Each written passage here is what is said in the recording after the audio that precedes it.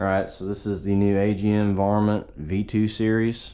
This particular model is a 640 resolution by 50mm objective lens. It's also available in 384 resolution.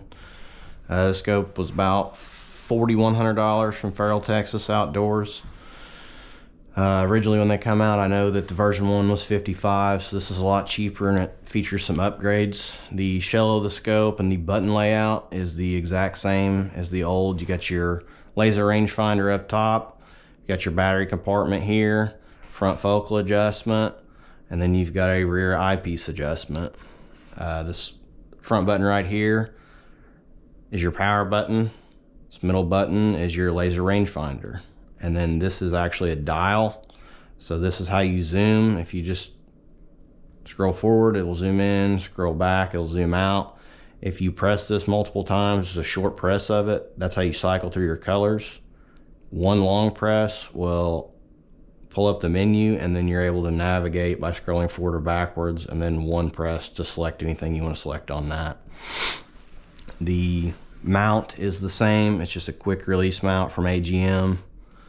That comes included with it in the box. You get 2 batteries included with it, and then you get your charger.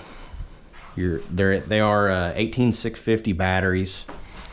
You get 2 of them. Here's what your charger looks like. It's able to charge 2 of them at the same time. I'm getting about 4 hours out of these when I'm actually hunting out in the field and navigating through the menu and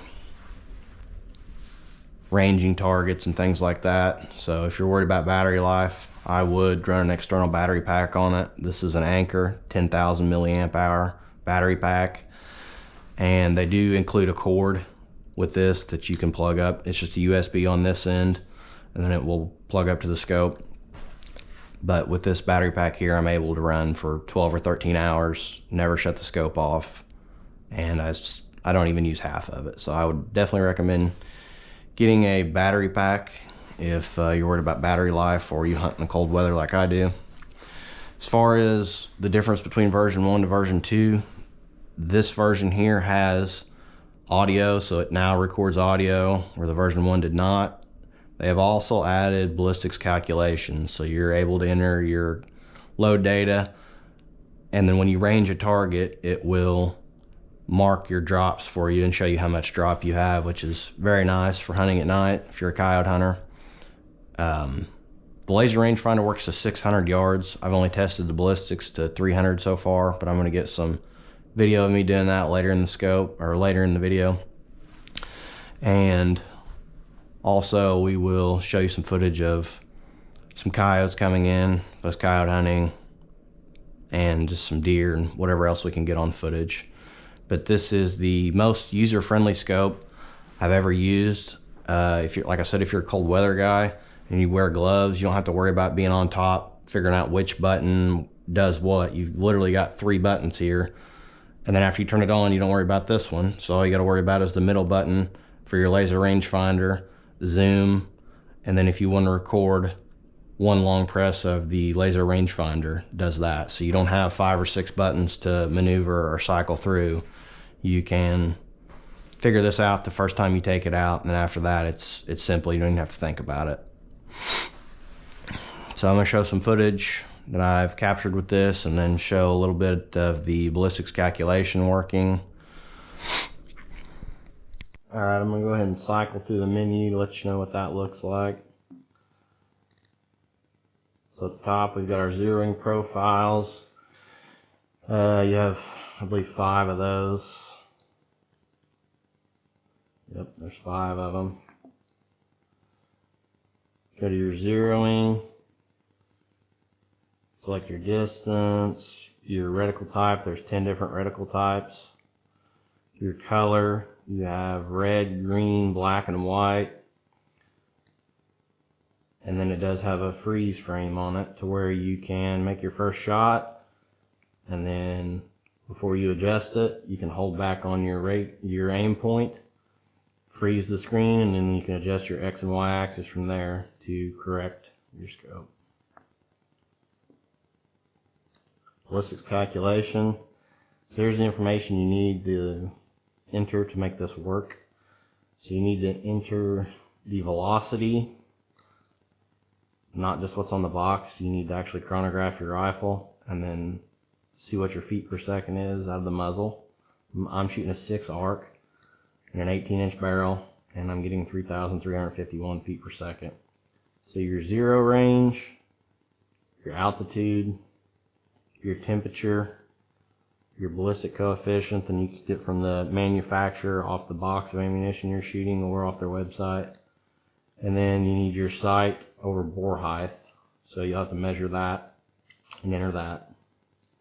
So that's it for the ballistics calculation. It's pretty simple to set up, takes about 10-15 minutes. So your zoom mode, you've got continuous or multiple. If you click continuous and then you click the wheel forward one time, that goes from 2.5 to 2.6, so you're able to zoom in smaller increments, which is nice, so that way you can kind of hone in on your target, but you don't lose that much clarity.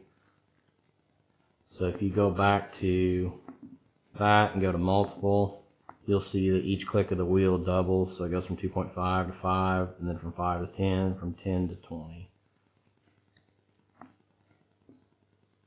And then you've got your laser rangefinder options. I've got mine set to once, so when you press the button one time, it ranges whatever the box is on. If you see that box above the crosshairs, that's your laser rangefinder. So one press, and it just gives you a readout one time. You can switch it to continuous, to where it'll range continuously for 5 seconds, 10 seconds, 15, 30, or 60 seconds. And then if you're wanting to hook this up to your phone, get video off of it, it does have a hotspot on it, so turn that on, connect it to your phone, get whatever you want off of it. Audio on and off. And then it just has some general settings with date and time, brightness settings, contrast settings, picture in picture. I don't use that, but I know a lot of people do like that. The scope does have it. And then it has a few different settings that are pretty handy as far as this one's tone, so cold or warm. Just have to play around with that, see which one works good for you. I notice the cold works pretty good for me, especially this time of year. Sharpness, I've got mine on 5. That does make a big difference as far as clarity and what you see in the background, as far as detail, how sharp everything looks. Scene mode, I've got mine on recognition. Has a jungle mode. Recognition seems to work best. That's all for the menu. It's pretty comparable to a lot of other thermal scopes. And now I'll show you some footage of the ballistics calculations working. Alright, so here's our first target we're going to use the ballistics for. Once again, I'm shooting a 6 arc, an 18-inch barrel, 58 grain VMAX. I have an AR platform. Got a 2-gallon jug set up down there with some aluminum foil on it. It's going to be hard to see. So you're just seeing the aluminum foil and not actually seeing the jug. So if you go ahead and range it, you can see that black spot. It's 298 yards, and it's showing 6.3 inches of drop. Looks like black's probably about as good as it gets. White probably better. Alright, so we'll go ahead and hold our X on that aluminum foil and see if we can hit that jug out there at 298 yards.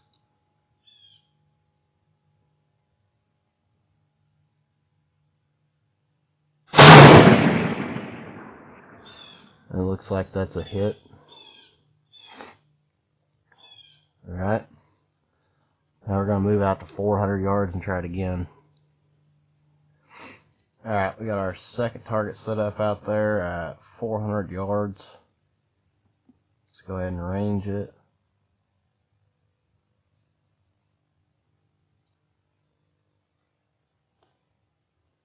.404 yards. Range it one more time. 20.1 inches of drop. Got a little bit of wind, so we might have to adjust for that.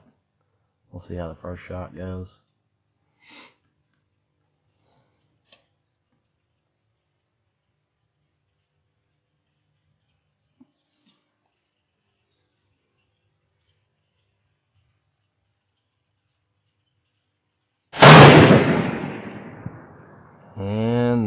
is a hit at 404 yards.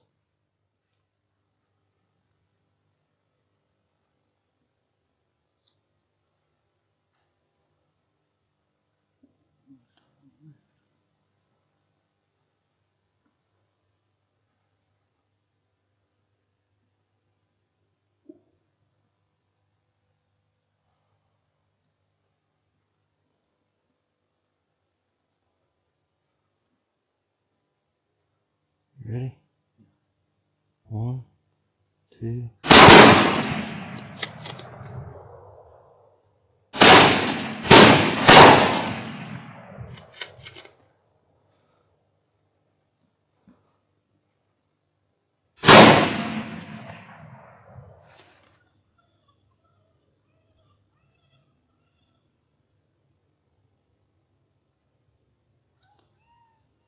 $117. Want to kill him? Kill him. He'll turn sideways. Kill him.